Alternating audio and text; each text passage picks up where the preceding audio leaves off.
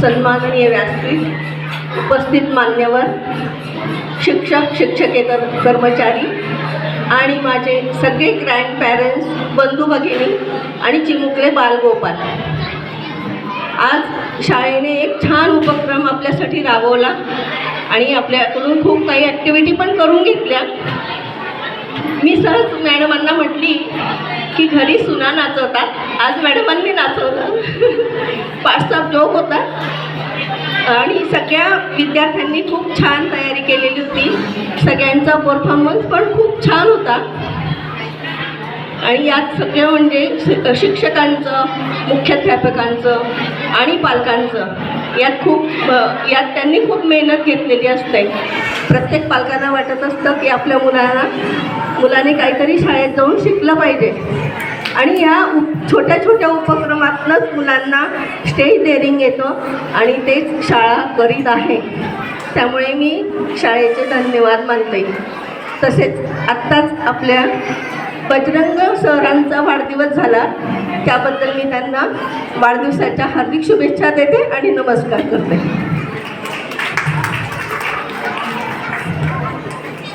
मी पण एक शिक्षिका होती. 25 वर्ष मी पण शिक्षिकेचं कार्य केलं. 12 वर्ष मी शिक्षिका होती, 13 वर्ष मी मुख्याध्यापिका होती.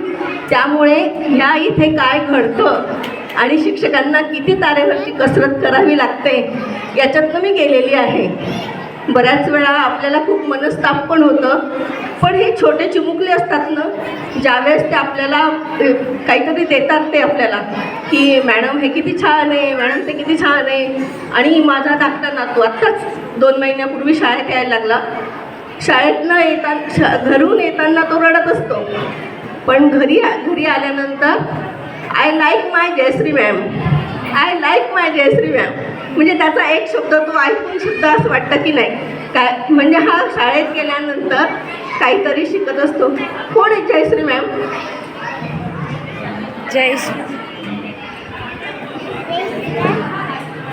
म्हणजे शाळेत गेल्यानंतर त्याला काहीतरी चांगलं शिकायला मिळत असेल म्हणून त्याला त्या मॅडम आवडतात असंच आपण म्हणायला पाहिजे. आणि आहे खरं ते. तर मी एक छोटीशी कविता म्हणते. नातवंड म्हणजे काय चीज, आपल्याला सगळ्यांना माहीतच असेल. नातवंड म्हणजे काय चीज, नातवंड म्हणजे काय चीज असतं. आजी आजोबांचं दडलेलं सँडविच असतं. नातवंड खरंच आजी आजोबांच्या इतक्या जवळ असतात आणि त्यांच्यामुळेच घराला दर्पण असतं. आणि जेव्हा आजी आजोबा असतात त्यांना खूप आनंद असतो की जेव्हा आई वडील रागवतात त्यावेळेस ते आजी आजोबांच्याच कुशीत येतात आणि ते खरंच सँडविच असतं. आजी आजोबांमध्ये दडलेलं सँडविच असतं. नातवंड म्हणजे काय चीज असतं. आई रागवली की आजीकडील धाव असते, आई रागवली की आजीकडे धाव असते. नातवंड म्हणजे लोण्याचा गोळा, पाळण्यातून अलगून काढून द्यावा. हे छोटे छोटे पिलं इतके निरागस लागस असतात की ते किती जरी त्रास देत असले तरी ते आजी आजोबांना लोण्याच्या गोळ्यासारखेच वाटतात. पाळण्यात अलगद काढून घ्यावा. नातवंड म्हणजे गुलाबांची पाकळी, नातवंड म्हणजे गुलाबांची पाकळी, पुस्तकात जपलेली पानावरची जाळी. नातवंड म्हणजे विड्यातला गुलकंद, नातवंड म्हणजे विड्यातील गुलकंद. सगळ्या चवींना बांधतो एक संद, सगळ्या चवींना बांधतो एक संग. नातवंड म्हणजे खाण्याचा पेढा, नातवंड म्हणजे खाण्याचा पेढा.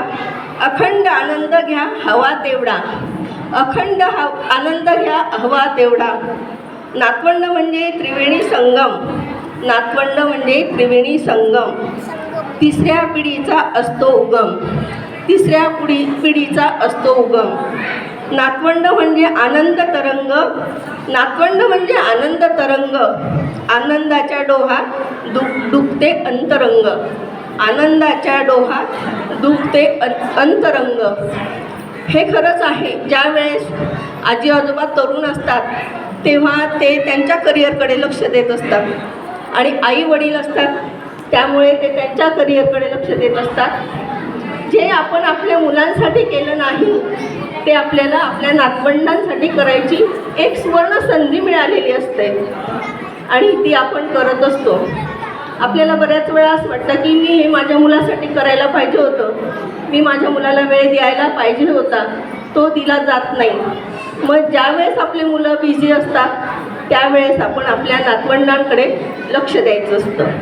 ह्या शाळेत माझे 4 नातवंड आहेत.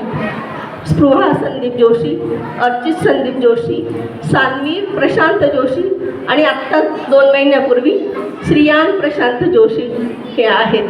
आणि माझ्या नातवंडांची प्रगती खूप छान आहे, सरांना माहितीच आहे. आणि मी आता धन्यवाद.